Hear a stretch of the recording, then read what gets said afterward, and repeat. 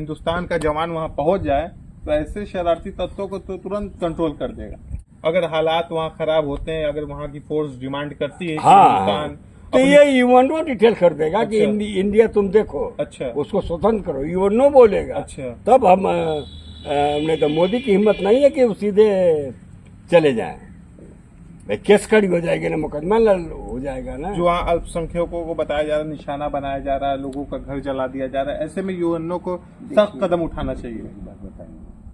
कुछ बातें तो अफवाह भी चलती है जी, ये जितना बताया जा रहा है जी। उतना सत्य नहीं है। वहाँ पे हिंसा हो रही है, जिंदा लोगों को जला दिया जा रहा है, हसीना सरकार का तख्ता पलट हो गया है। हसीना इंडियन एयरबेस पे, उत्तर प्रदेश में ही इंडियन एयरबेस पे हैं। तो क्या लगता है आज का जो माहौल है, क्या लग रहा है कि यहाँ पे सेना भेज के ऐसे माहौल में कंट्रोल किया जा सकता है वहाँ पे?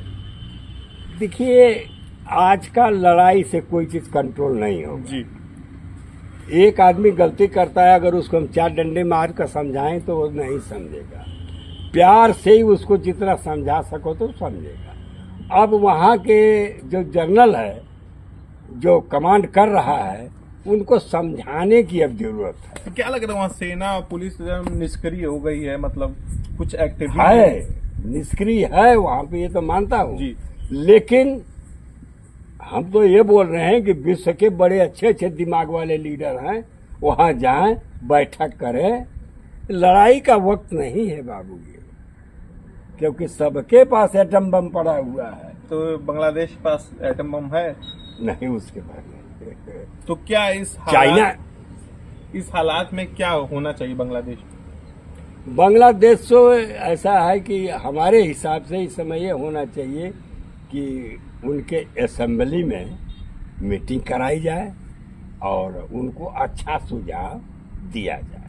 मतलब जो युवा हैं, जो देश का भविष्य कहा जाता है, हर देशों में युवा देश के भविष्य हैं, उनके ऊपर कंधों पे जिम्मेदारियां हैं देश की, लेकिन वही युवा आज लोगों का घर जला रहे हैं, लोगों को जला रहे हैं, मार रहे हैं। क्यों? यही तो समझ नहीं रहे हैं कि आखिरकार हम आपके लिए गड्ढा खोदूंगा तो कल हम भी उस गड्ढे में कूद सकते हैं। क्यों? हुआ भी था।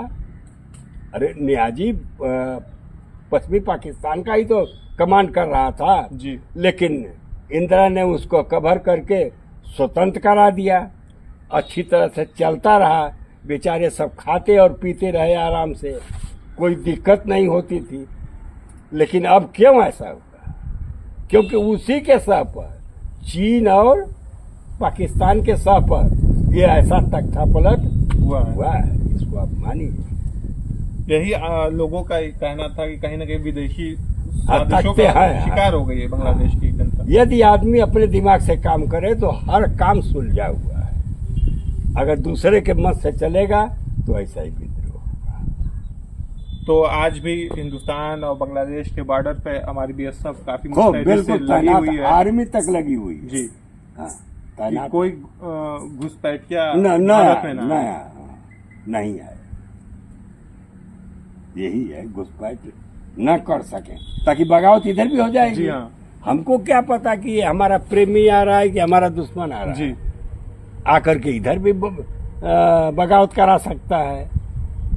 तो क्या उस सेना के मतलब हाथ से निकल गया, उनको 45 मिनट का समय दिया जाता है कि आप बांग्लादेश छोड़ के चले जाइए, और सेना इतनी निष्क्रिय, क्या लग रहा है इसमें क्या कारण है? मतलब सेना की मिली भगत है? देखिए, सेना तो कमांडर के ऊपर चलती है। अगर कमांडर कहीं से नहीं, कमांडर कहीं से नहीं, तो कमांडर को ही तो चीन और पाकिस्तान गुमराह किया है।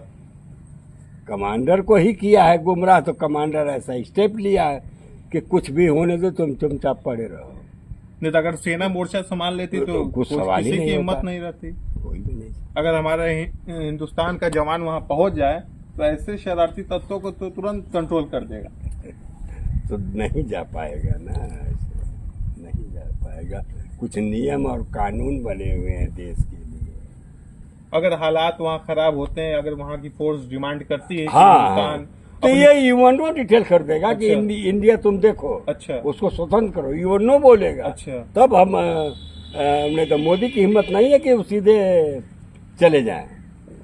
भाई केस खड़ी हो जाएगी ना, मुकदमा हो जाएगा ना। जो वहाँ अल्पसंख्यकों को बताया जा रहा है, निशाना बनाया जा रहा है, लोगों का घर जला दिया जा रहा है, ऐसे में यूएनओ को सख्त कदम उठाना चाहिए। बताइए, कुछ बातें तो अफवाह भी चलती है जी ये जितना बताया जा रहा है जी, उतना सत्य नहीं होता। ये भी कहा था। इसको मानिए आप, तो यही बात। तो चलिए दोस्तों, आज हमारे बीच गणेश पाल जी थे। 1971 की लड़ाई में बहुत ही ज्यादा इनका योगदान माना जाता है। 1965 की लड़ाई में अब्दुल हमीद जी के साथ खेले कूदे और इनके ही मित्र रहे, बहुत ही घनिष्ठ संबंध था। तो हमने आज बातचीत किया कि 1971 की लड़ाई में बहुत ही अहम योगदान था। आज की बांग्लादेश के हालात बस से बदतर हो रहे, उस पर हमने चर्चा की। नेक्स्ट वीडियो के साथ फिर मिलेंगे। धन्यवाद।